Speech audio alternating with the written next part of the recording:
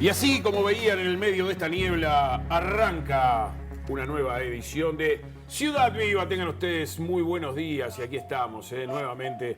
No me di cuenta yo que había esa niebla cuando venía para acá. ¿Sabes que temprano, yo le comentaba hoy a José María, temprano no estaba así? Ahora se puso. Sí. Justamente me llamó la atención porque cómo se nota que los días se están alargando, porque ahora estoy llegando al canal y ya casi la el sol claridad, no digo que esté el sol, pero No, la claridad se es asoma un poquito de claridad, ¿no? Generalmente llegamos que está todo oscuro y todavía. cuando estábamos ya en el noticiero, ver esa niebla, justo dije, digo, para mí es nuevo, no estaba bien temprano. O había niebla ahí en la zona esa de Truville donde estaba la cámara, yo qué sé, capaz que por eso pues, está sobre la costa. Estaba más arriba, uno lo veía en el horizonte, que se veía medio nuboso, a lo lejos los edificios, pero ahora parece que hubiera decantado, hay cuidado del caso, en algún momento iremos por los caminos de la vida, pero bueno, recomendamos a los que estén por salir que tengan esa previsión. Por supuesto.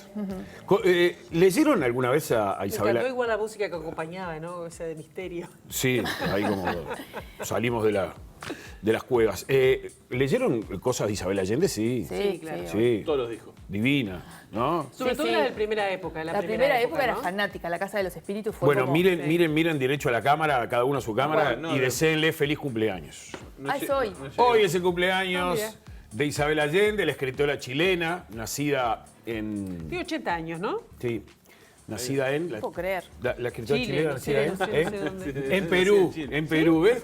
Nació en Perú. Porque es cierto, todo el mundo de la escritora chilena, pero nació en Perú, Mirá. Es hija de un primo hermano de Salvador Allende, o sea que viene a ser una especie de sobrina segunda, y que tiene unos libros maravillosos. Pero recién Mirá, decía, Casa de los Espíritus. Hoy me acordé de vos porque en nuestra agenda cultural más adelante vamos a estar recomendando un artista de cumpleaños mañana y no me voy a acordar. Pero vos capaz que te acordás. No, vos sos la gerenta Thiago de... PZK, que no sé ni si está bien dicho así. Está muy Es un bien rapero muy famoso, Thiago muy PZK. famoso. Y el chiquilín cumple 20 años mañana. 20 años. 20 o 21, porque tiene 20 años, pero como los datos...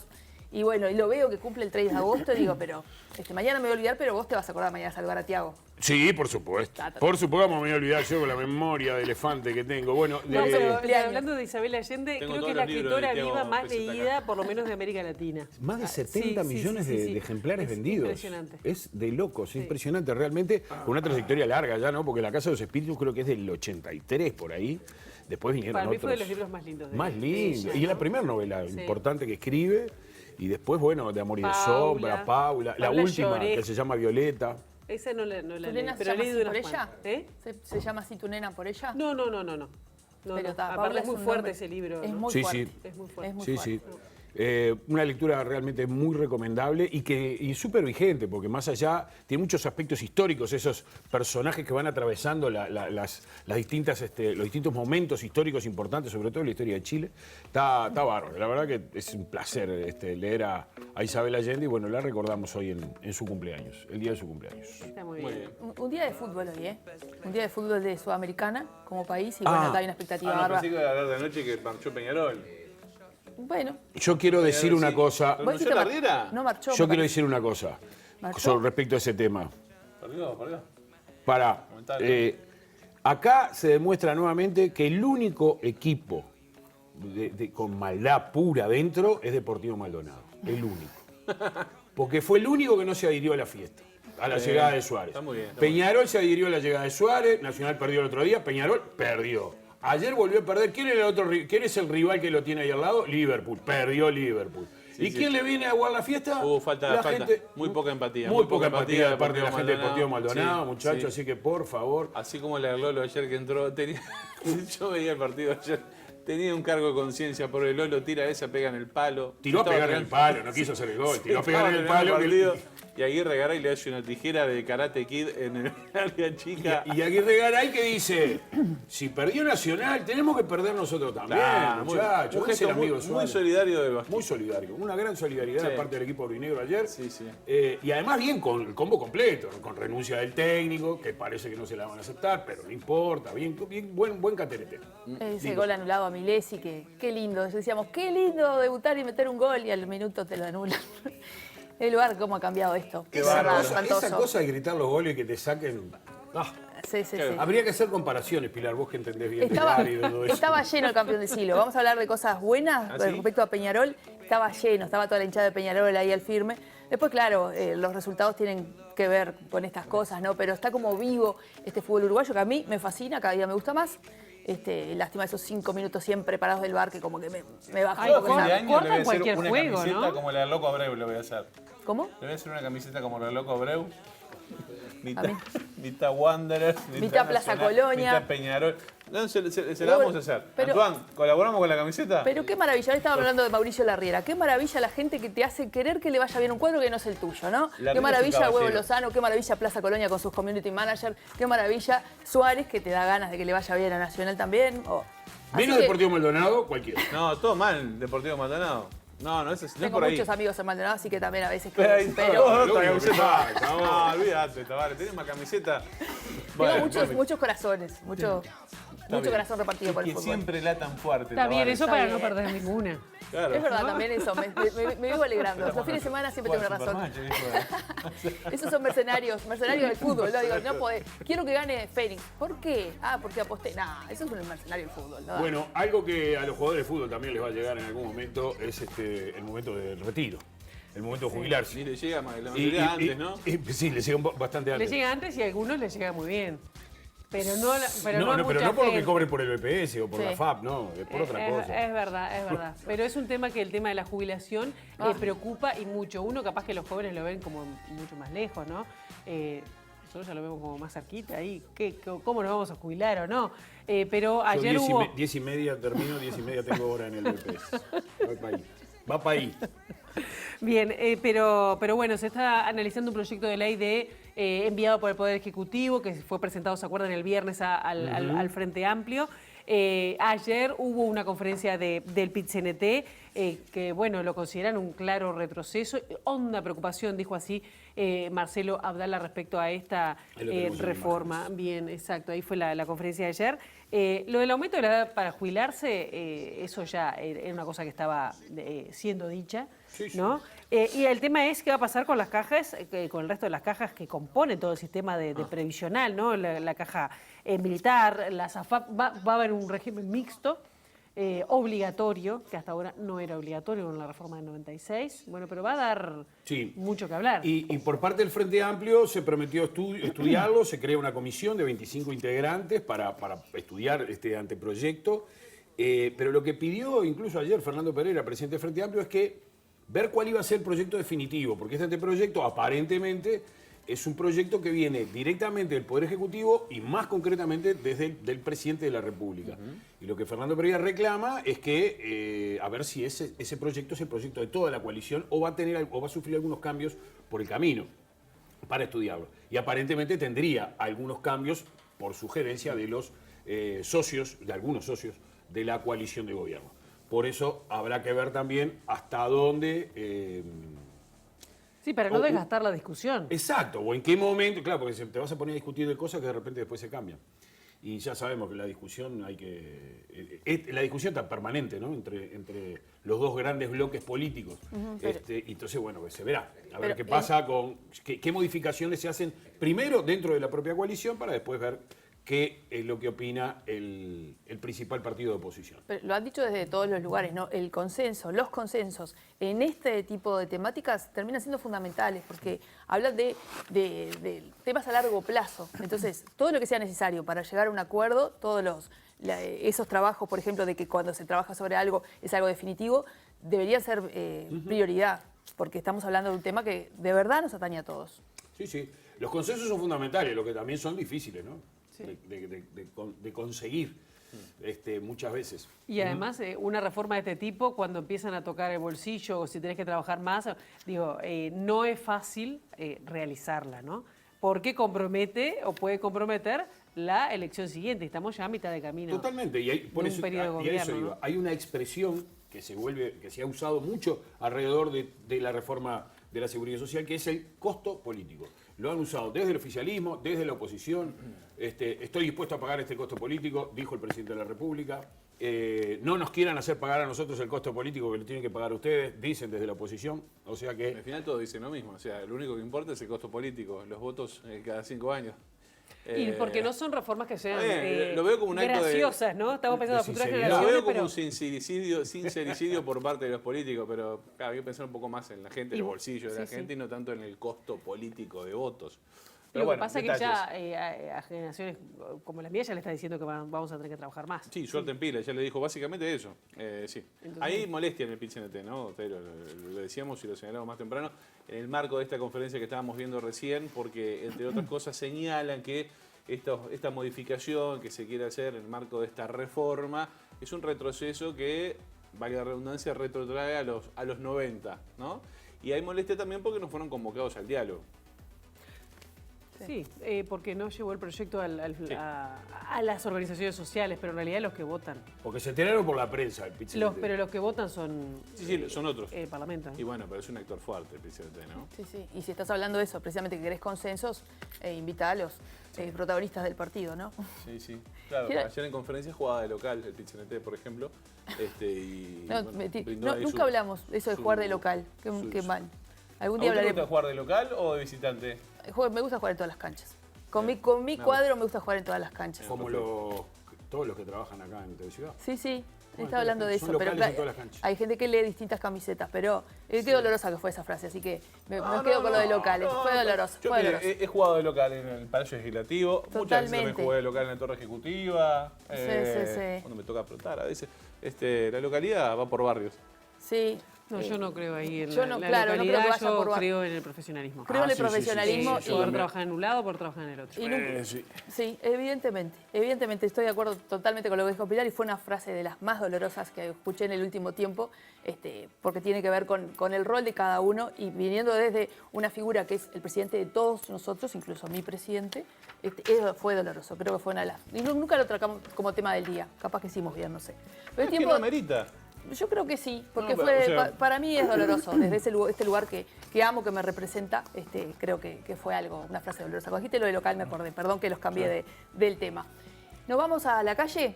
Nos vamos a ver qué nos deparan los caminos. ¿Cómo de la me vida. gusta eso? Y no sé si entre la niebla, la llego a divisar, pero yo me creo que cuentan sí, por ahí creo que sí. que está Lucía Gómez para traernos cómo está el tránsito en la ciudad. Bienvenida, Lucía.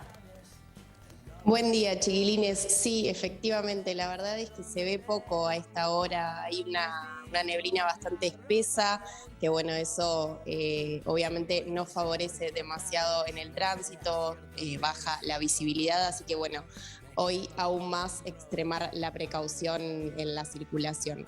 Además les comento que tenemos registradas hasta ahora algunas demoras en el acceso a Montevideo por la Rambla Portuaria, desde Boulevard Artigas hasta San Fructuoso y también por la Rambla desde Luis Alberto de Herrera a Boulevard España, así que bueno, a tener en cuenta esta información a quienes estén por salir de casa, saber que por allí está un poquito demorada la circulación. Además para hoy están previstos algunos cortes de tránsito. En Ramón Anador se va a estar cortando la circulación entre Luis Alberto de Herrera y Maipú, en la senda que va hacia el centro. Esto va a ser aproximadamente hasta las 13 horas. Además, desde ayer se están realizando reparaciones de saneamiento en la calle Terra, así que allí está cortado entre Marcelino Bertelot y la calle Blandengues y este corte está previsto hasta el próximo 5 de agosto. También por reparaciones de saneamiento, Liberarse va a estar cortada entre Roseri Rius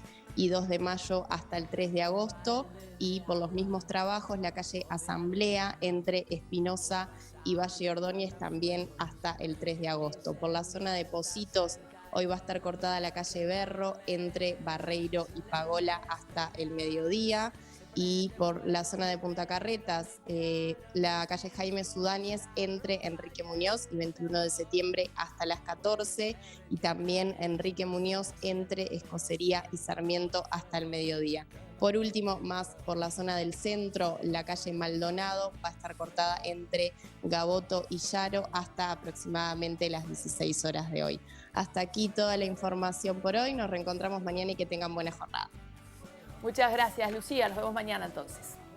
Muy bien, así las cosas. Ya Lucía nos contó cómo está el panorama a nivel tránsito en la ciudad. Justo allí empezó a levantar de a poquito la niebla. Veamos esa imagen de Trujillo. Vamos a contarle qué dice el Instituto Uruguayo de Meteorología para esta jornada. Dame buenas noticias, José. Bueno, mira, ahí volvió la niebla. Bueno, está indecisa la niebla. La niebla va por barrio, eso sí. Está más indecisa que la salida de la riera al final. En el puerto...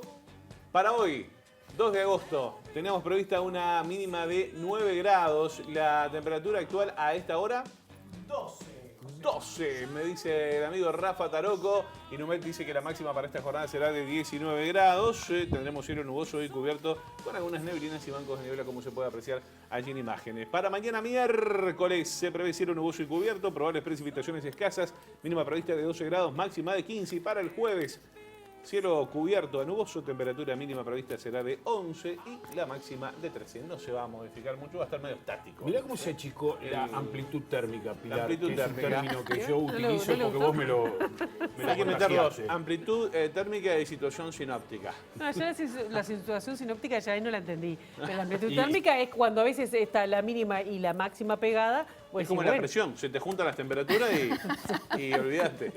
Ya. Eso es una metáfora pero de está tía, bien, hiciste. Una metáfora. Marcelo, sí, pero es 11 y interesante, 13. ¿o Sí, no? sí, la amplitud térmica. No, sí, pero a sí. veces digo 2 Está más grados. cerca del arpa que la 18. guitarra ahí, o sea, no, ojo. Josema, Sí.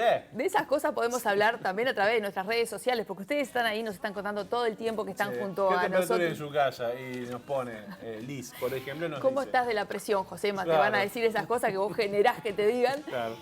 Así que, como siempre les decimos, les contamos que nos pueden seguir y pueden comentarnos lo que quieran a través de nuestras redes sociales. Por ejemplo, la cuenta de Twitter TVCorta Ciudad Viva, en Twitter también, bueno, también tenemos mail, que podríamos decir algún día para que nos escriban, pero también a través de las cuentas sociales del canal que tienen en... ¿Cómo es? En Ahí lo Instagram vemos en y en pantalla. Mire, Facebook. TV Ciudad Uy Sí, me es lo en levanté Facebook, trancada hoy. TV Ciudad en Instagram y @TV Ciudad Viva en ¿Sabes? Me Twitter. levanté analógica, ¿no? Estoy vendiendo lo digital, no da, no da. Igual, pero analógica, pero me gustan Porque los vi- colores. Woodstock. Sí, Woodstock, pero platea baja, tiene platea. Morí con ese piropo de Marcelo. Claro, porque a mí me das una mezcla ahí de hippie, pero cheta. Pero viste que le falta la corona de flores, ¿no? Podría Lorena, ser. Operti, vestuario A ver, mañana. producción. Segundo bloque, no sé si llega.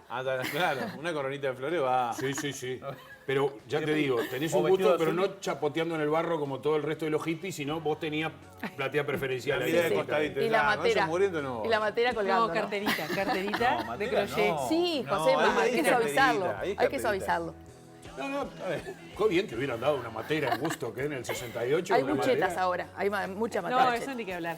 Les contamos algunas de las cosas que vienen, que vamos a tener hoy. Bueno, vamos a estar recibiendo con mucho gusto a Carlos Liscano y Mónica Cardoso, que están presentando hoy un libro sobre el relato de la impunidad, basado en el caso de Mariana Mota, ex jueza, actual directora de la Institución Nacional de Derechos Humanos.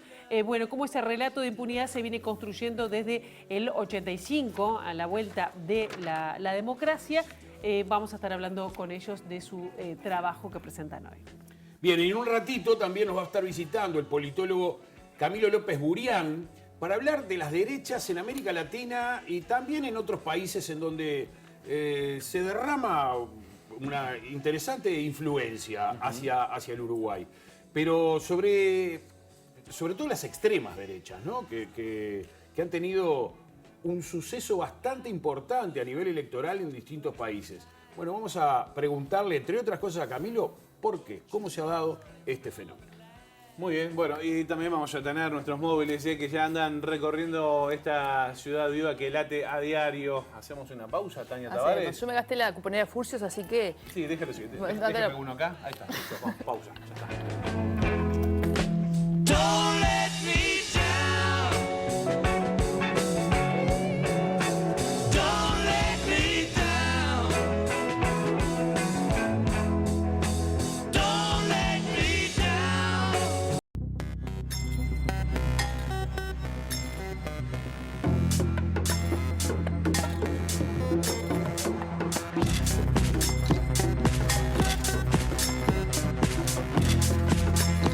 Como les anunciábamos antes de la pausa, es momento de ponernos a charlar con el politólogo Camilo López Burián con respecto a un tema que no es de ahora, no es nuevo, obviamente, ya ha tenido unas cuantas consecuencias a nivel político electoral, que es el advenimiento de las extremas derechas fundamentalmente en Latinoamérica, que es lo que tenemos más cerca. Pero tampoco muchas veces las extremas derechas en Latinoamérica son ajenas a movimientos de ese mismo signo político, pero que suceden en otras partes, como por ejemplo en Europa.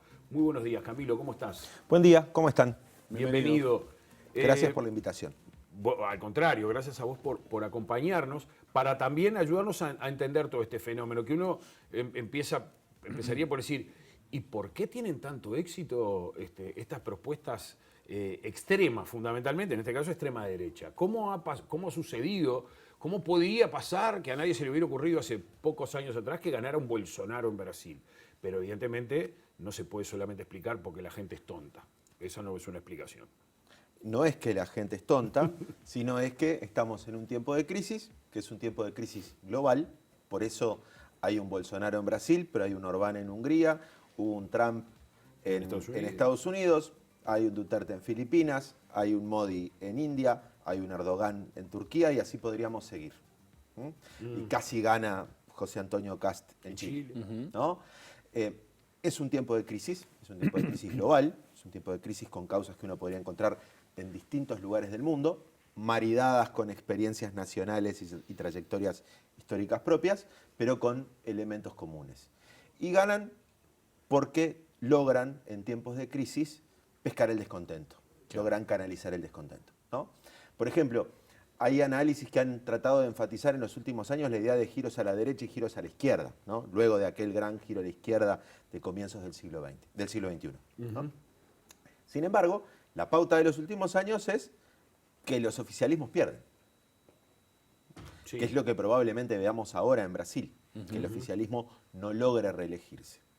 Pero cuando uno va a ver lo que va a quedar de ese bolsonarismo, ¿no? O de ese núcleo conservador, igual es más o menos un tercio de la población brasileña. Por eso sigue teniendo un apoyo importante, Porque hay una ¿no? transformación sustantiva, porque hay procesos económicos, sociales, culturales, políticos que tienen cierto enraizamiento y que no hay que pensar que porque la coyuntura electoral pasa, el resultado de un lado o del otro, son temas que hay que dejar de prestarles atención. O cuando no eran exitosos, tenerlos como una mirada, como algo residual, como algo que está allí y no tiene efectos sobre el sistema político, sobre la forma en la que discutimos y tramitamos nuestros disensos políticos, ¿no? Entonces, eso me parece un elemento interesante. Entonces, ¿qué lo junta? Bueno, lo junta, primero que nada, poder movilizar un descontento que tiene algunas claves de reacción muy particulares. Y a nivel de propuestas, porque ellos hacen propuestas para llegar a gobernar, pero después se llevan a cabo esas propuestas, concretan algo, porque eso también puede ser la razón por las cuales no los vuelven a reelegir. Y también otra cosa, por lo menos en el caso de Estados Unidos y de Brasil, poniendo en peligro hasta el propio sistema democrático. Bueno, hay varias preguntas adentro de eso. La primera, hay algunos que son exitosos y otros que no son tan exitosos. Si uno puede... Bueno, y después hay que medir qué es ser exitoso, Sí, sí. con esa agenda de gobierno. Uno puede decir, lo que pasa, bueno, gobernar Brasil es un problema. Sí, sí, claro. Pero gobernar Brasil es un problema casi para cualquiera. Creo que era Antonio Carlos Jobim, decía que Brasil no era para amateurs, ¿no? Entonces ahí hay cosas que... La tumba de los cracks, como diríamos. Y sí, piensen, es un sistema político con 30 partidos en el Parlamento, en la Cámara Baja, construir coaliciones de apoyo es muy complicado. Uno no tiene 30 opciones ideológicamente coherentes en un sistema político, obviamente esto implica intereses, acuerdos locales, es un sistema electoral donde se eligen personas y no partidos, donde cohesionar la cosa es complicadísima, donde hay una desigualdad estructural, una sociedad conservadora que utiliza la violencia como una forma ordenante. Hace poco más de 100 años había gente que vendía a otra gente y esto parece absolutamente normal en el ADN de un país que además fue imperio, ¿no? Entonces gobernar eso es complicado y para Bolsonaro lo fue, además de tener una agenda en muchos sentidos muy complicada y muy loca porque articulaba intereses muy distintos. Pero uno puede encontrar derechas de este tipo muy, muy exitosas. Vean Hungría. Orbán va por su 5º mandato consecutivo. Y transformó a Hungría, la primer no democracia, por llamarle de una forma no elegante, de una forma elegante a Hungría, la primera no democracia de la Unión Europea. Los problemas que tiene la Unión Europea para tratar hoy por hoy con ese sistema. ¿A partir de qué? De ir recortando los derechos de expresión, a partir de ir controlando a la prensa, a partir de ir controlando al Poder Judicial, de ir cercando al Poder Legislativo. Fue desmontando esos principios. Y ahí abrego a la tercera parte de la pregunta, Sí. que era ¿cuál es el componente antidemocrático? Bueno, es un componente de rechazo a la democracia, a los principios liberales de la democracia. Hay quienes distinguen entre derecha radical y extrema derecha. Dicen la extrema derecha va en contra de los principios de la democracia y la derecha radical va en contra de los principios liberales de la democracia. La derecha radical juega las elecciones y la extrema derecha marcha por las calles. ¿no? Va por fuera del sistema. Va por fuera del sistema. Pero en realidad ambas forman la ultraderecha porque en última instancia ambas van contra ciertos principios de la democracia. Una más frontalmente y otra dándola de a poco. ¿no? Digamos que el viejo aquel divide y reinarás es lo que funciona de alguna manera. Más que el divide y reinarás es una Silencia lógica. y reinarás. Sí, hay una discusión. Bueno, parte de este perfil autoritario es antipluralista. Y el antipluralismo presupone callar algunas voces o deslegitimar algunas voces. No necesariamente uno necesita callarlas, es también una parte de confrontación. ¿no? Claro. Son estas derechas las que se consolidan como verdaderas representantes del pueblo. Un pueblo que es homogéneo, un pueblo que no es diverso, un pueblo que tiene un conjunto de valores y ellos son representantes contestatarios de esta frente a élites que consideran, por utilizar un término que habrán escuchado en el Parlamento uruguayo, ¿no? representantes del cipallismo apátrida, ¿no? Sí, de sí, los sí. antinacionales. Ya vamos a hablar Y eso, del Parlamento. Eso es un golpe fuerte en ese sentido, en esa retórica profundamente antielitista, con una construcción de antielitismo que, claro, que moviliza a muchos sectores. Tenemos unos minutos y nos vamos a meter justamente en el Parlamento uruguayo para hablar de estos temas también, pero no me quiero olvidar de algo que dijiste, ¿no? La crisis y el descontento son un factor fundamental que favorece a la vuelta o a la postura firme de algunas derechas, sobre todo en América Latina. ¿Qué pasa después de que se votan a esas derechas? ¿Qué pasa con ese público que puede de alguna manera aplicar el voto castigo y decir, bueno, voy a ir por Bolsonaro en este caso? ¿Qué pasa después? ¿Se licúan, vuelven a sus partidos originales, quedan en el medio? Bueno, la verdad es una pregunta que no te puedo contestar. Primero porque hay varios procesos que todavía están para ser observados. Puede haber cierta insatisfacción con el no cumplimiento de algunas medidas, pero pongámonos en una persona que vivía en el interior paulista, en el interior de San Pablo, que terminó votando por Bolsonaro, de una familia ya tradicional, con un perfil, con alguna influencia de ciertos elementos conservadores religiosos, con un machismo estructural impregnado, que se considera un brasilero de bien que paga impuestos y al cual el Estado no le da nada. ¿no? Que a su vez cree en el emprendedurismo y tiene su Uber o termina por estas cuestiones de las crisis económicas cargando una mochila de una aplicación y pedaleando por San Pablo. Probablemente no carguen, algunos van a cargar contra Bolsonaro, pero otros van a cargar contra quienes no permiten que Bolsonaro gobierne, que es una cosa que también ocurre. Y hay allí una estrategia también comunicacional de las cosas que se dicen, de cómo se transmiten, de cuáles son los mensajes que se construyen políticamente. Y creo que lo que no hay que hacer, ¿no? Marcelo, que todos acá seguramente nos gusta el carnaval, recordaremos algunos mensajes que a veces caían en esa cosa de castigar al votante, ¿no? Y yo creo que no hay que castigar al votante, que hay que pensar por qué vota lo que vota y cómo vota y cuál es el mensaje que lo atrapa. Y muchas veces ese mensaje se replantea. Bolsonaro está llamando ahora a movilizaciones el 7 de septiembre, utiliza la fecha de la independencia de Brasil como un elemento, para movilizar, entre otras cosas, un sentimiento nacional, de una idea de nación, ¿no? que él trata de transmitir, de que no ha podido plasmar también de alguna forma. ¿no? Sí, sí. Entonces, hay esa reivindicación. Una especie de no me dejan hacer. Sí, O no me dejaron hacer. Que Es también que es cierto. alguien Hay vamos a en muchas tener que- cosas también es cierto. A alguien le vamos a tener que echar la culpa, siempre, y eso por todos lados. Camilo, quiero aterrizar un poquito, porque estamos hablando de las expresiones de la extrema derecha que electoralmente triunfaron. Pero hay otras expresiones de extrema derecha que no triunfaron, todavía por lo menos, Vox en España, el advenimiento de Milei en Argentina. ¿Cabildo abierto? ¿Lo podemos incluir dentro de estos, Sí. dentro de estos partidos, digamos, de derecha extrema? A ver, seamos precisos. Es más interesante hablar de estos movimientos. O sea, depende cuál es la caja, depende qué puedo poner adentro. Bien. ¿No?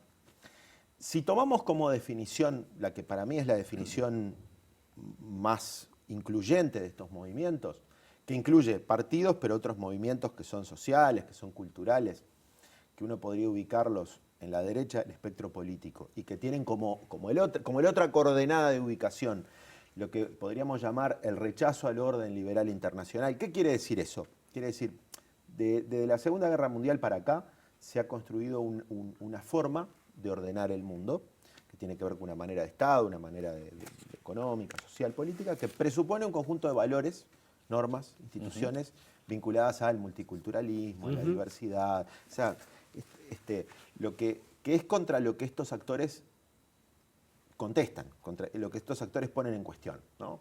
Por ejemplo, con una retórica antielitista, en cierto sentido populista, o de reclamar la representación del pueblo, discuten principios políticos como la representación, ¿no?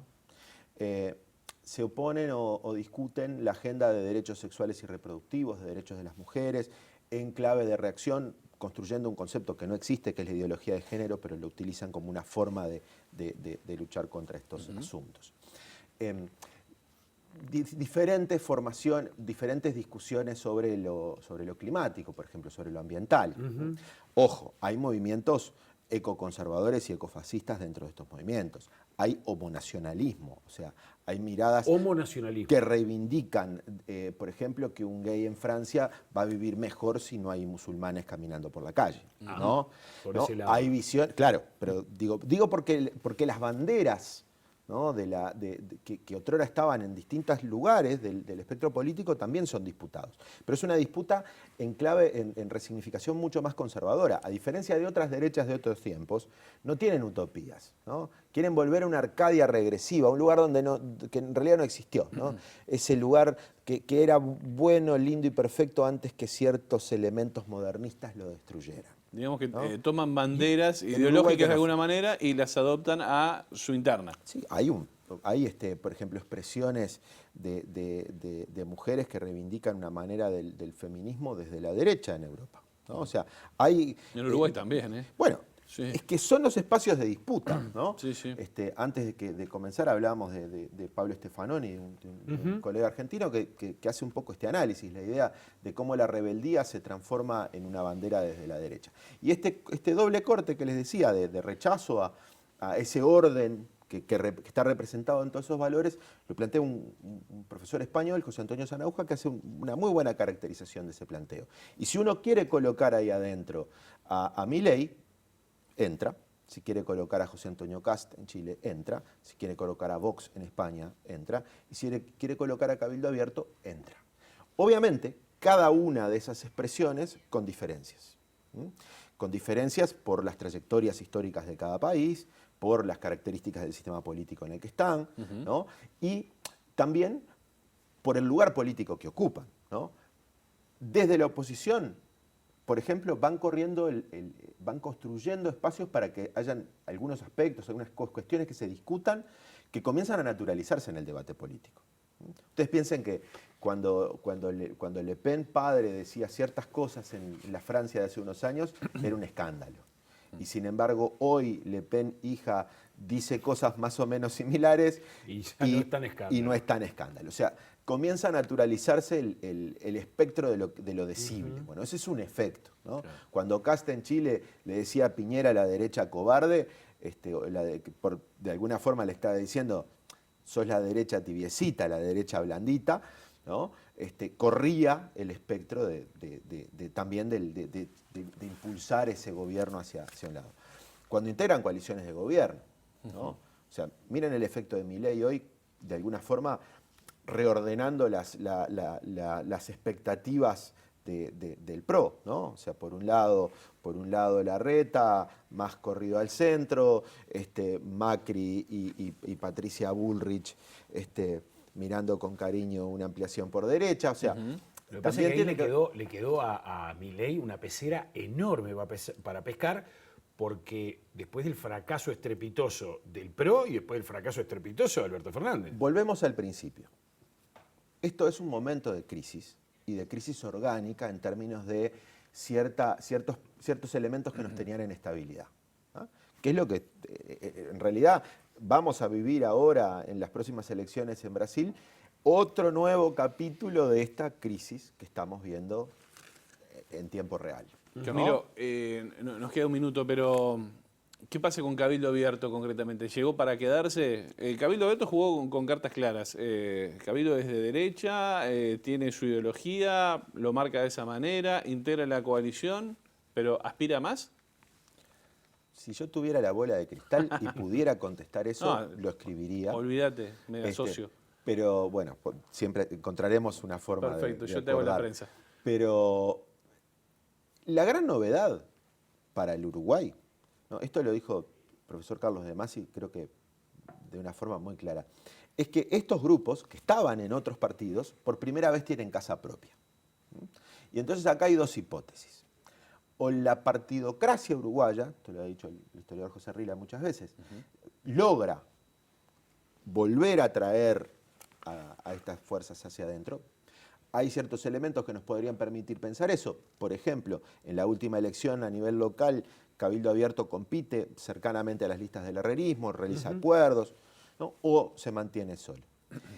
Si la explicación global de esta crisis estructural más general de nuestros tiempos, ¿no?, es la clave explicativa más que los factores locales, Cabildo Abierto llegó para quedarse. Y en ese sentido, el viejo Gramsci, decía hace un montón, filósofo italiano, decía que cuando lo viejo no termina de morir y lo nuevo no termina de nacer, en ese claro oscuro aparecen figuras mórbidas. Bueno, en ese momento estamos, ¿no?, creo yo, de gran transformación, donde en varios países del mundo aparecen actores de este tipo, y si uno ve la lógica, estos actores que parecían muy marginales, lentamente van tomando centralidad. Si no, pregúntenle a Giorgia Meloni, que está ahora orejeando la baraja en Italia. Sí, señor. Camilo, no sonó la campana. Tiramos la toalla. Sí, tenemos que terminar con este combate. Por ahora. Sí, por ahora. ¿Cómo está? Porque te vamos a convocar. Porque estos temas son apasionantes, porque son los que están haciendo la historia. Ayer leía que las 6 principales economías de Latinoamérica, si en octubre gana Lula en Brasil, van a estar gobernadas por partidos de izquierda, en este caso. O sea que eso sería el siguiente capítulo de nuestras charlas, podría llegar a ser. Fíjate que México, Colombia, Perú, Chile, Brasil, y me falta uno que no me acuerdo cuál era. No sé, pero todos los ciclos, esto es cíclico, ¿no? Se va... Sí. Igual hay algunos de esos procesos que hay que mirarlos muy de cerca, como el caso peruano, donde hay un presidente con una agenda distributiva en términos económicos sociales de izquierda y algunos valores que pueden asociarse a la derecha. Sí, señor. Bueno, Fenómeno que ya empezó a pasar en Europa y nos parecía lejano, y hoy vemos en América Latina. Claro, uno dice, está bien, está muy bueno lo que planteás, pero él llega con origen marxista-leninista, y por eso me atreví a incluirlo. Sí, no, claro, dentro por de supuesto. de los Pero países. en estos tiempos de cambio, esas combinaciones empiezan a aparecer y complican la capacidad de análisis que tenemos, ¿no? Perfecto. Queda para un capítulo 2. Sin duda alguna. Nos vamos al móvil. Gracias, Camilo. Gracias a ustedes. Sí, nos vamos al móvil porque allí nos está esperando nuestra compañera Natalia de Brun. Natalia, ¿qué tal? Buen día. ¿Qué tal? Buen día, ¿cómo están, compañeros? Nuevamente desde el Palacio Legislativo, porque hoy la Cámara de Senadores va a tratar el proyecto de ley de la tenencia compartida, este proyecto de ley que ha generado bastante polémica en algunas organizaciones sociales que denuncian que tiene algunas ilegalidades, o por lo menos que viola lo que son los derechos de los niños. Para hablar de esto vamos a estar conversando junto a Fabiana Condon, representante de la campaña que promueve una ley necesaria, pero que no tiene nada que ver con este proyecto de ley.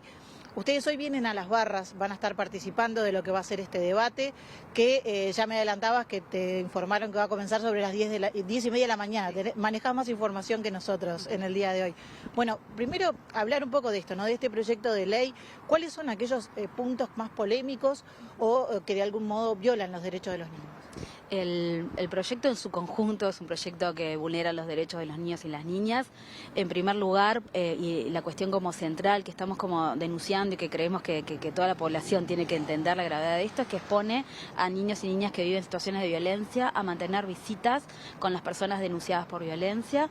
Esa es una de las cuestiones quizás más graves en lo que tiene que ver con el colocar en riesgo de vida y en riesgo psíquico, digamos, y en continuidad de la violencia a quienes están sufriendo estas situaciones.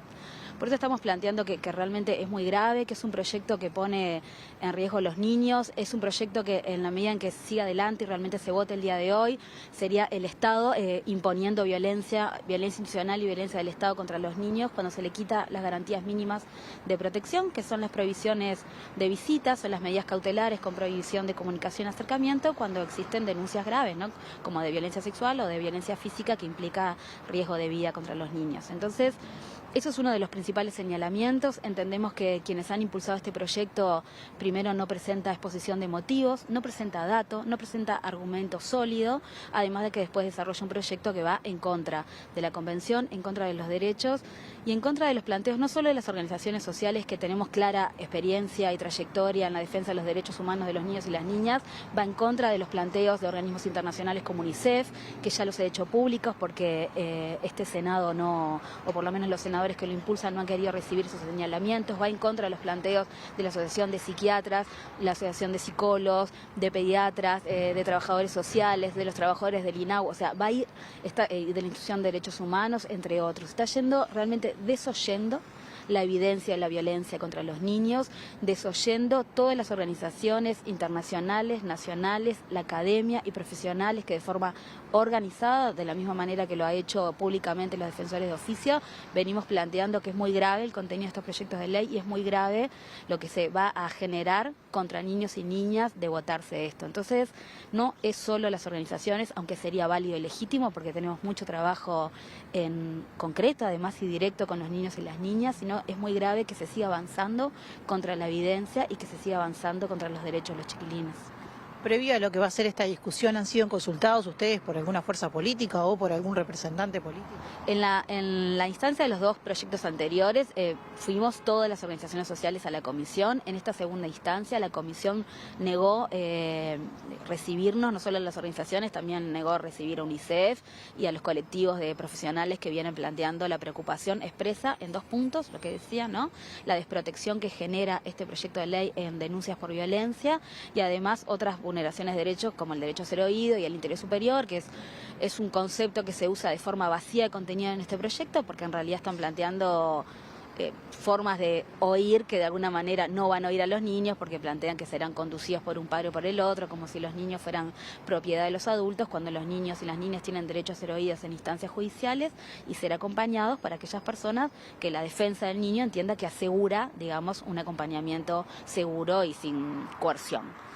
De no recibir modificaciones a este proyecto y quedar tal cual con todo esto que tú expresabas recién, ¿hay alguna vía o algún camino a seguir como para poder evitar que en definitiva se termine cumpliendo lo que tú decías, ¿no? Obligar a un niño que ha sufrido violencia a estar con esa persona que lo violentó durante mucho tiempo o un tiempo? Nosotros seguiremos esforzándonos, como hacemos hasta ahora, en defender los derechos de los niños cada día en la cancha, digamos, porque atendemos a los chiquilines cada día y lo seguiremos como discutiendo y esperamos que realmente en diputados se asuma un proceso de mayor nivel de rigurosidad y de profesionalidad, porque se trata de los derechos de los niños y las niñas.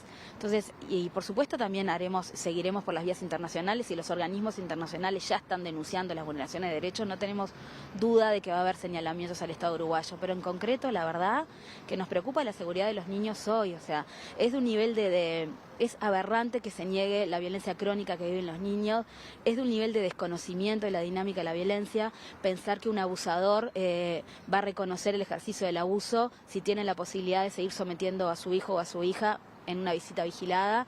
O sea, es realmente desconocer la dinámica de la violencia. Es increíble que se plantee que existen denuncias falsas y que se desconozca la cantidad de denuncias verdaderas, incluso que no se garantice una medida de protección provisoria. Hoy la legislación vigente con el Código de la Niñez y la Ley de Violencia Basada en Género, la ley genera garantías. Si el Estado realmente quiere mejorar los procedimientos, que fortalezca los presupuestos en la formación, que fortalezca el presupuesto para el sistema de justicia, para la defensa, para los equipos técnicos. O la ley prevé perfectamente que se hace una denuncia y a las 72 horas tiene que haber una audiencia y tiene que haber una evaluación del equipo técnico. Estamos hablando de 72 horas. O sea, perfectamente, si hubiese una escucha adecuada, una escucha profesional con los recursos adecuados, se resolverían todas las demoras y las injusticias que padecen los niños y que padecen las familias por el sistema, pero no por la ley vigente, sino por la falta de recursos. Entonces, si este tema realmente se considera serio, que se asignen recursos. Y este proyecto debería de descartarse del principio al fin. Fabiana Condo, muchísimas gracias. Bueno, compañeros, en unos minutos, nada más, 6 minutos aproximadamente, va a estar comenzando la sesión, pero el tema puntual se va a empezar a tratar a partir de las 10:30. Seguramente sea una jornada extensa con respecto a esta discusión que estaremos abordando a lo largo de los diferentes informativos de nuestro canal. Perfecto, Natalia. Bueno, vamos a esperarte entonces en la edición Mediodía y en el Central con esta y otras novedades a propósito de lo que va a pasar, como vos decías, en un ratito en el Parlamento. Hacemos una breve pausa, ya seguimos en Ciudad Viva. Me dice mejor mañana, que ella tiene otros planes y yo esperaba ser el primero, tu plan A, no el tercero.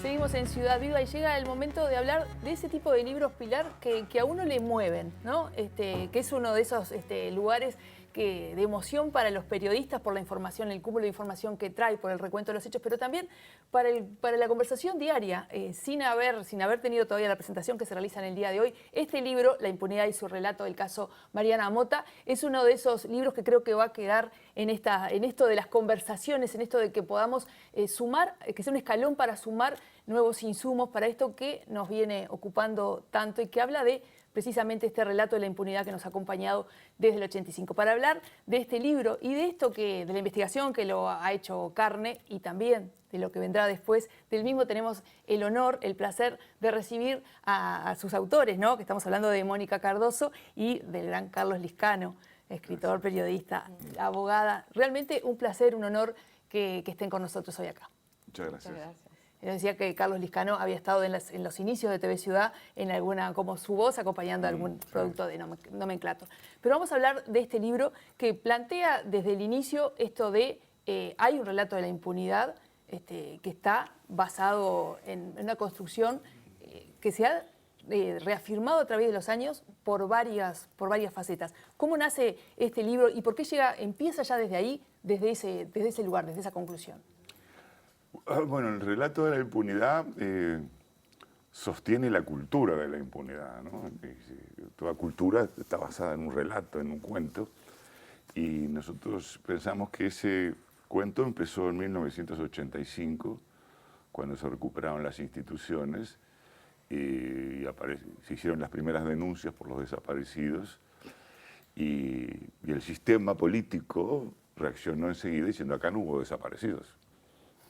Y no hay nada que investigar, y creo que el caso paradigmático fue el del presidente Sanguinetti, que desde 1985 hasta el año 2000 afirmó que en Uruguay no había niños desaparecidos, hasta que vino un argentino que vivía en México y le demostró que sí que había, que Macarena Gelman había sido secuestrada por el comisario Tauriño, compañero del Partido Colorado del presidente Sanguinetti, jefe de policía de San José, nombrado por Sanguinetti, amigo del obispo Galimberti. Es decir, había una conspiración y entonces ese relato se sostenía en la ley de caducidad. Fue muy claro, que es una ironía de la historia, porque los militares intentaron matar a Wilson Ferrer Aldunate en Buenos Aires cuando mataron a Gutiérrez Ruiz y a Michelini.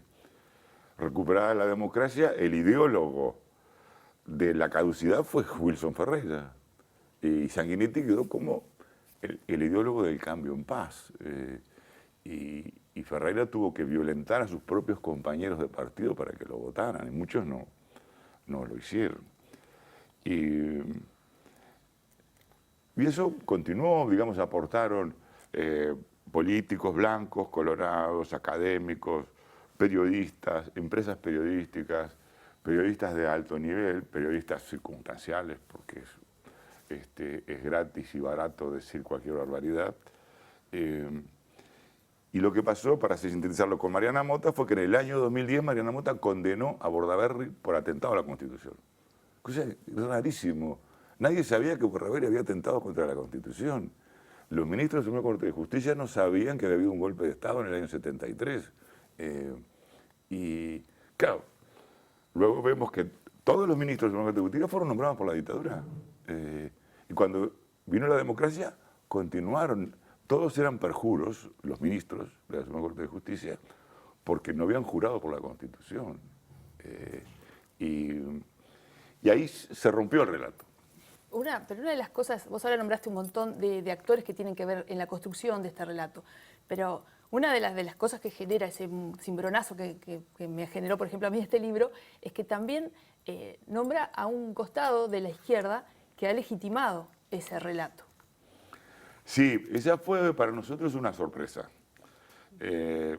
Tratamos de partir con pocas hipótesis para no prejuzgar, y en el camino descubrimos que, si bien los aportes de dirigentes blancos, colorados, de periodistas de alto nivel, de académicos, de periodistas circunstanciales, aportaban al relato con cuentos, mentiras, fantasías, de pronto nos encontramos que los grandes aportes en calidad ideológica los hizo la izquierda, los hizo el presidente Mujica cuando defendía y defiende que acabó una guerra. Fernández Huidobro, ni hablar, que insultó a los familiares de los desaparecidos, a Serpaj. Se transformó en un militar de la dictadura. Lo digo con absoluta responsabilidad, un tipo nefasto.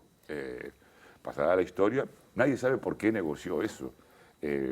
Pero Semproni se levantó de la Asamblea General para no votar la ley interpretativa, cuando el Frente Amplio había mandatado votar esa ley. No le pasó nada a Semproni, pero también participaron Nil Noboa, que no asistió a la Asamblea General, Danilo Astori, Brescia, ni hablar de Bayardi cuando fue ministro ¿Y eso fue una desilusión, pensar en que la izquierda, que estaba comprometida o que tenía las principales víctimas de la dictadura, no solo estuvieran haciendo declaraciones, sino que además obstaculizaran, como en el caso de lo que plantea el libro, algunas situaciones judiciales de no investigación? Bueno, pregunto quizás en lo personal, para ir luego después al caso judicial, ¿no? Porque sobre todo el final del libro es como bastante... Pero lo conocíamos, porque yo pienso que Fernández Huidobro es una basura. Eso pienso yo, es un traidor, lo digo con todas las letras. Igual es doloroso, pero ¿qué pasó? Que las organizaciones de defensa de derechos humanos se desprendieron del Frente Amplio. El Frente Amplio no encabeza nada. 3 legislaturas con mayoría propia y no hizo nada.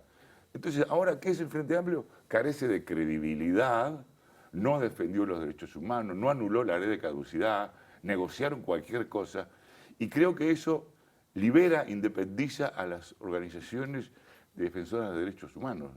No dependemos del Frente Amplio. Y la última consigna del 20 de mayo fue que la responsabilidad era del Estado. Me parece una cosa, no es de un gobierno, no es de la calle Pou, no era de Mujica, no será del próximo presidente. Cualquiera que gobierne, el Estado tiene la obligación de dar respuesta. Que eso es un cambio, ¿no? Antes las organizaciones pensaban que el Frente Amplio iba a solucionar. El Frente Amplio no iba a solucionar nada. Claro. ¿Qué pasa con ese recorrido jurídico, ¿no? Porque el caso de Mota está focalizado porque hay concretamente situaciones jurídicas, decisiones que tomó en el marco de su función, que fueron bien criticadas. Pero la Suprema Corte de Justicia tuvo un papel importante en ese relato, como ustedes lo plantean en el trabajo, para el desenlace posterior que tuvo y de traslado de la entonces jueza Mariana Mota. Ahí, Mónica, tuviste un rol como más importante de trabajo, ¿no? Sí, bueno, porque hay, había expedientes judiciales que eran muy voluminosos. Lo que nosotros creemos es que Mariana forma parte de una nueva generación de abogados, jueces, fiscales, de operadores, digamos, del sistema judicial que se formaron ya en democracia y que empezaron a ver las cosas de otra manera y empezaron a aplicar las normas internacionales que están vigentes en Uruguay, que obligan a Uruguay, todos los tratados internacionales de ONU, de la OEA, que en las primeras causas los jueces aplicaban el derecho penal interno.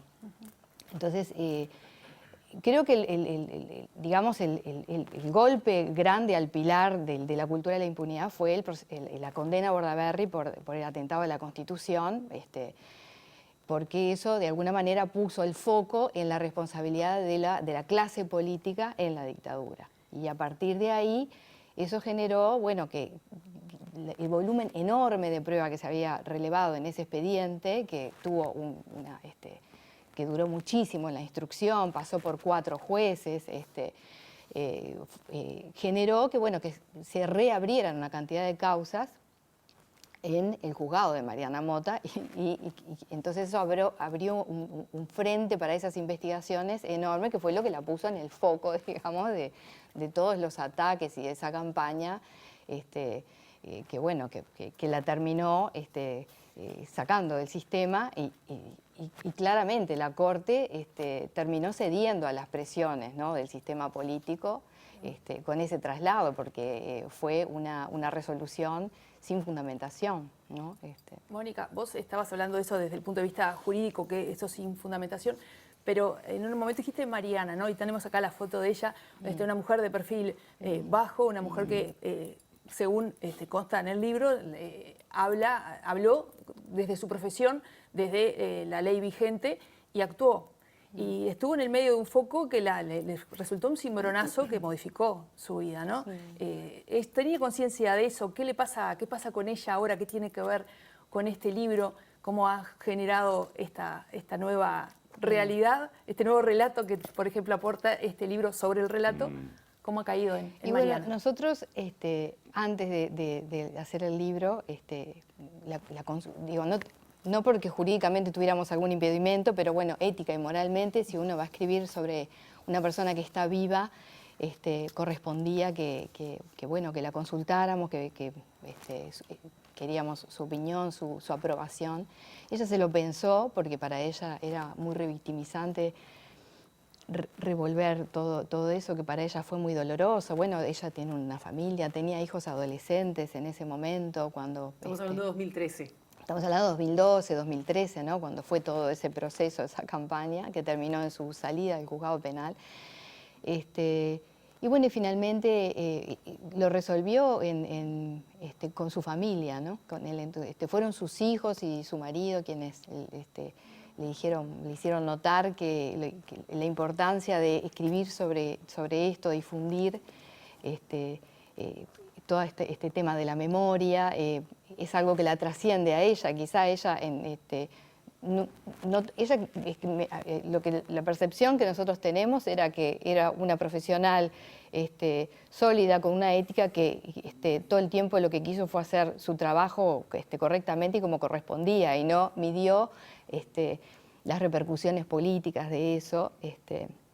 Y otra cosa que siempre nos sorprendió es que nunca tuvo miedo, el gran coraje que tuvo siempre, no se dejó presionar, como ha pasado con otros casos, con otros jueces. En el mismo expediente Bordaberry hubo 2 jueces que se excusaron o que trataron de, no tener que resolver en ese expediente, porque y es un sentimiento comprensible también, ¿no? Estar en... ¿Cuánto pesa el miedo, no? Porque era una cuestión que también sobrevuela al libro con ese relato de impunidad, sobre todo en el caso de los jueces que ustedes mencionaron, pero también en el caso de la sociedad, de periodistas, Claro, ¿Cuánto pesa? porque Para la construcción de ese relato, ¿no? sí, nosotros Ese secreto. descubrimos, si se puede decir así, ¿por qué Mariana? ¿Por qué el sistema reaccionó contra Mariana? Porque al condenar a Bordaberry, la cabeza del golpe de Estado, condenó a todos los ministros que siguieron después, a todos los consejeros de Estado, a todos los intendentes, a todos los embajadores, a todos los directores de empresas públicas, a todos los decanos de la universidad. Y podemos seguir. Todos eran perjuros. No juraron. Todos los generales que ascendieron, que necesitan la veña del Senado, eran perjuros. Entonces, todo ese sistema hasta llegar a Diego Abrun, que sustituyó a Julio Álvarez, era presidente de la Suprema Corte de Justicia. A Diego Bruno, sí. nombrado por la dictadura. Hizo de presidente, que no lo eligió nadie, de 17 días. Y después siguió un señor que había ayudado a violar la Constitución. Entonces Mariana le pegó a toda la cadena. Y el sistema, ¿cómo reaccionó? ¿Atacamos a todo el mundo? No, atacamos a esta mujer, una sola. Mujer, además. Sí, eso yo no lo quise decir, pero Mónica puede decirlo. Constatamos en todo el tiempo que era mujer. No aparece en el libro. Podemos decir, Mariana Mota fue a la Suprema Corte de Justicia y le dijo, me están persiguiendo. Y el presidente de la Corte de Justicia dijo, a usted no sabe cómo me persiguen a mí. Claro, si iba Jorge Valle y Gonzalo Aguirre, presidente y expresidente del Uruguay, a presionar al presidente de la Corte de Justicia para decir, esta mujer está loca. Entonces, la reacción contra Mariana es desusada, es hacer una guerra contra, no sé, para matar a una mosquita.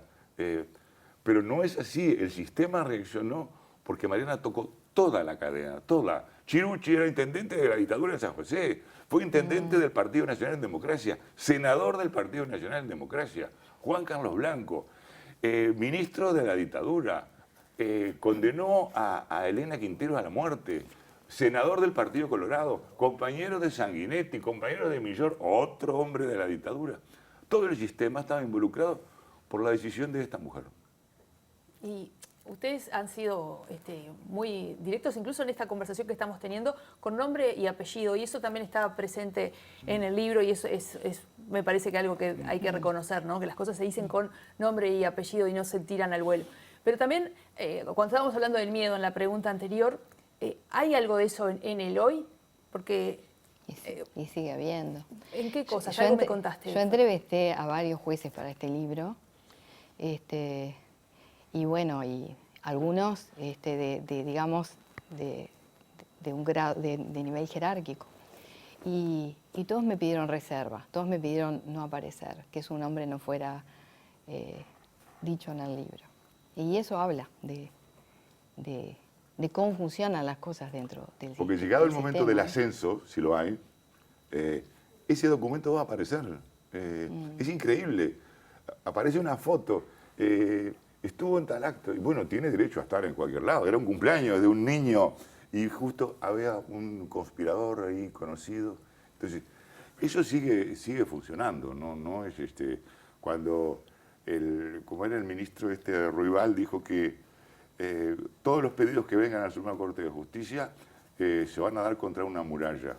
Él prejuzgó y después dijo, ay, lo que pasa es que yo no sé hablar en la prensa. Pero él tiene una historia, fue fiscal de la dictadura, fue juez de la dictadura. Ese era Ruibal, presidente de la Suprema Corte de Justicia.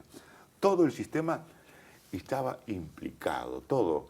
Y recién ahora se están, digamos, por razones biológicas, por jubilaciones, se están renovando los cuadros. Pero nosotros hicimos un pedido al Ministerio de Defensa de Información. Nunca nos contestaron que no.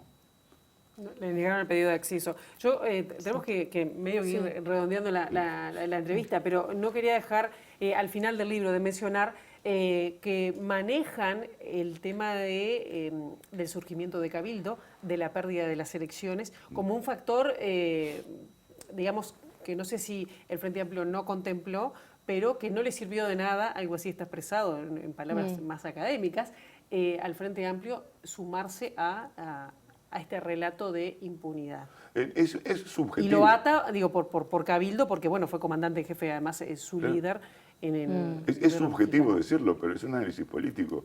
El Frente Amplio, a medida que se acercaba al gobierno, se fue corriendo hacia las posiciones reaccionarias, a justificar las violaciones de derechos humanos, los desaparecidos, bueno, con que nos den unos huesos ya está. Yo lo sé porque yo hablé con Tabaré Vázquez y Gonzalo Fernández en su momento. ¿Ellos le dijeron eso? ¿Ellos le dijeron eso? Y era, tirame unos huesos. No todos los desaparecidos, pero tirame algunos, por lo menos. Tirame a la madre de Macarena Gelman, porque fueron a hacer todo ese teatro al cuartel. Está enterrada ahí, le dijo el general. No había nada, era mentira. Y se fue corriendo hacia la derecha, hacia las posiciones más reaccionarias, y tal vez pensando que eso le iba a dar los votos de la derecha. No, se los llevó Cabildo, porque estaba más a la derecha que Fernández Huidobro. Fernández Huidobro murió en brazos de Manini Río, eso es increíble. Vivía en el Ministerio de Defensa. El discurso, digamos, la oración fúnebre de Manini por Fernández Huidobro era un camarada de toda la vida. Así terminó esa mistura de Frente Amplio corriéndose hacia la derecha. Rescatamos una cosa positiva. Las organizaciones de derechos humanos se desprendieron del Frente Amplio. El Frente Amplio carece de absoluta credibilidad en defensa de los derechos humanos como institución. No los individuos, que los hay. No pienso en Belela Herrera, por ejemplo. Pero la institución, cuando el Frente Amplio habla de derechos humanos, no le cree a nadie. Y eso independiza a las organizaciones. Le exigimos al Estado, no al gobierno y no al partido. Está bien. Nos quedaríamos horas conversando porque el libro genera eso y creo que es un hallazgo porque esto de poner, de hablar del relato y de poner con nombre y apellido, como habla de periodistas, de grandes intelectuales de nuestro país, también con nombre y apellido, creo que suma a esta convivencia en el que los datos están sobre la mesa porque están documentados. Es un libro que tiene mucho de jurídico, así que el agradecimiento desde ese lugar y la invitación a leerlo a esta presentación que se realiza en el día de hoy, ¿no? Hoy sí, a las 7 de la tarde en Más Puro Verso. Allí en Sarandí 675 con la participación de la colega Mariana Contreras y el historiador Carlos de Masi. Un show en sí mismo cualquiera de los dos, así que felicitaciones por este trabajo y como siempre está la casa de ustedes. Muchas gracias. Bien, y hacemos ahora, ¿qué te parece, Tania? Una breve tanda, una breve pausa y seguimos con más Ciudad Viva.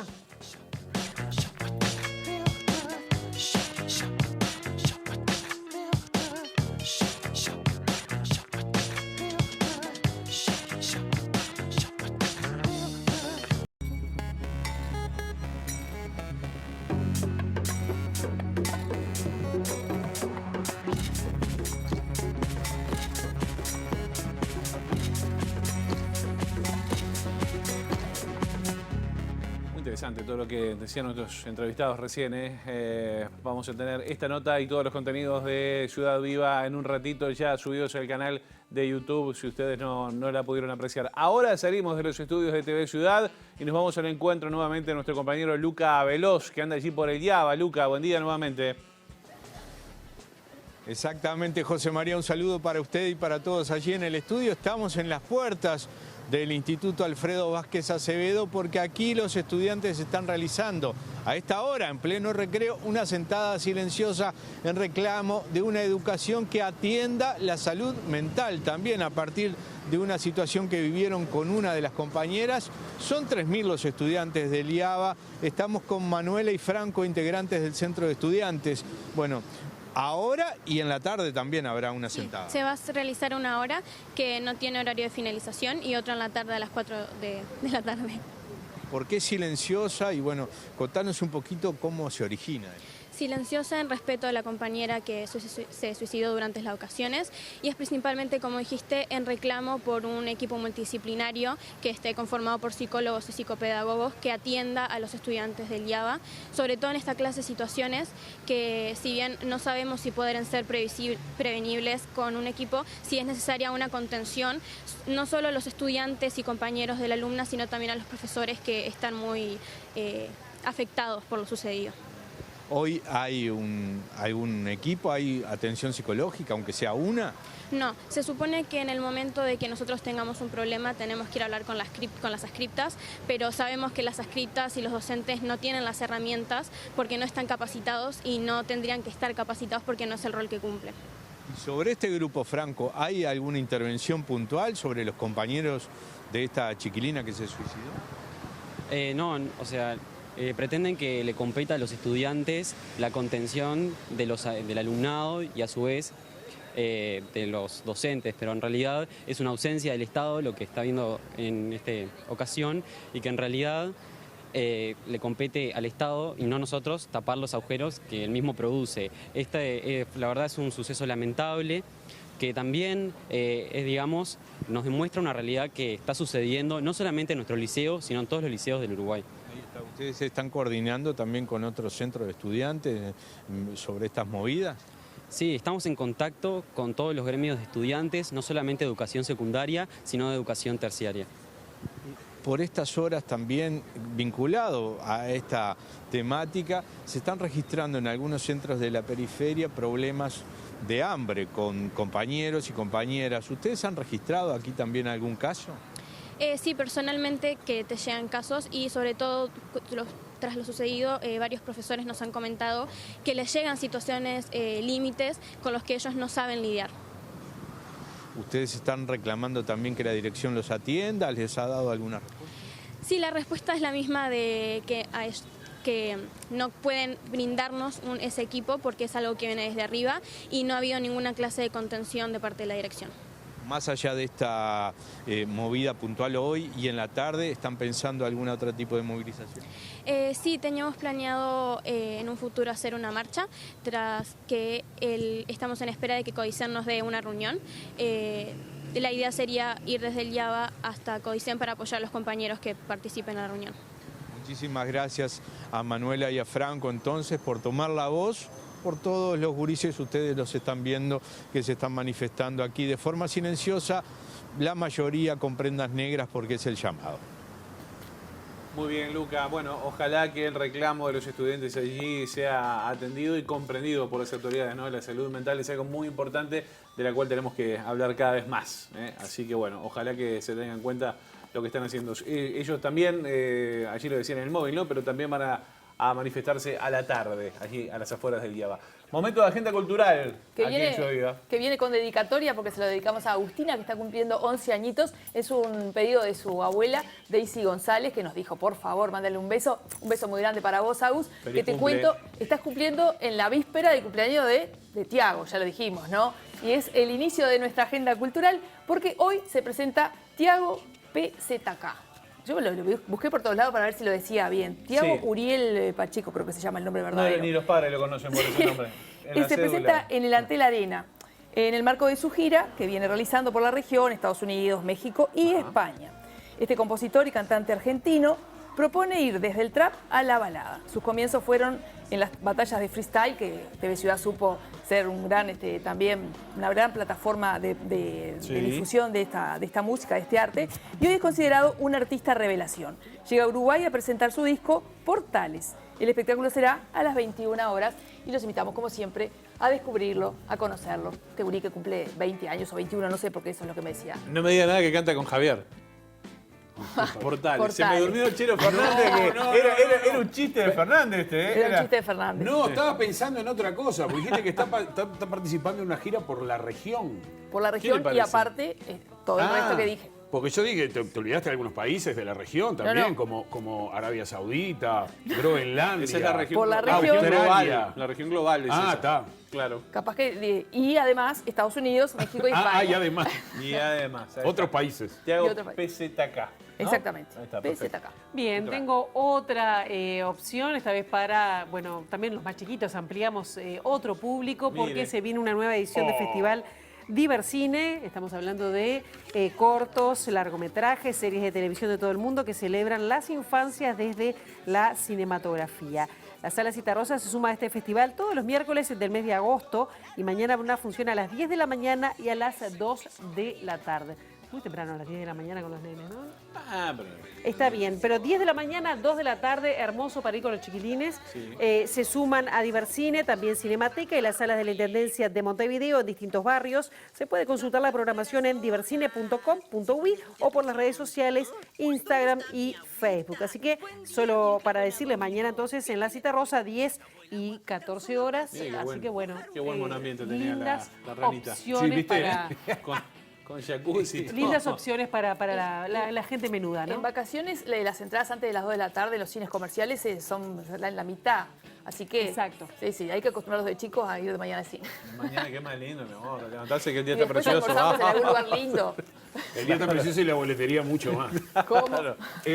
Johan, Azucena y todos los que nos siguen todos los días, el besote grande de parte de todos nosotros.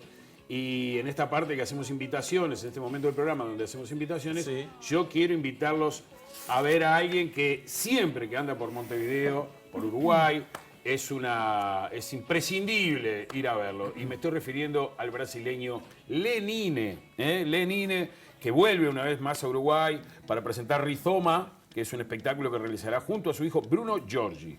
En el escenario allí, el cantante y compositor brasileño va a estar cantando y tocando el violín, mientras que su hijo alterna otros instrumentos como el bajo, mandolina, teclados, voz y sampler. Va a ser un espectáculo acústico con mezcla de diversos estilos, principalmente el rock, y también algunas músicas típicas de Brasil.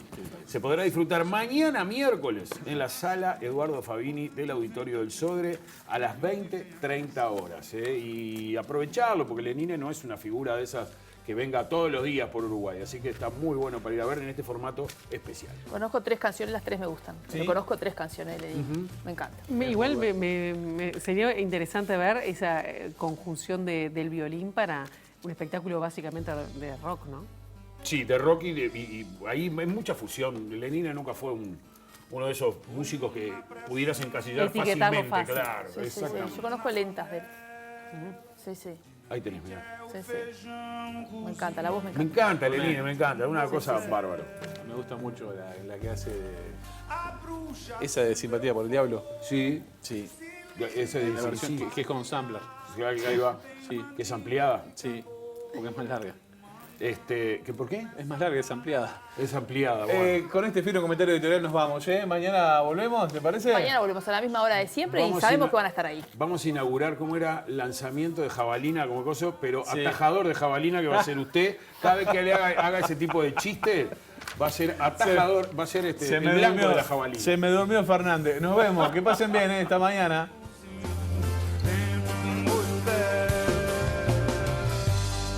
A bruxa mexeu o caldo, se liga aí, ô galera, tá pingando na mistura, saliva da besta fera, chacina no centro-oeste e guerrilha na fronteira.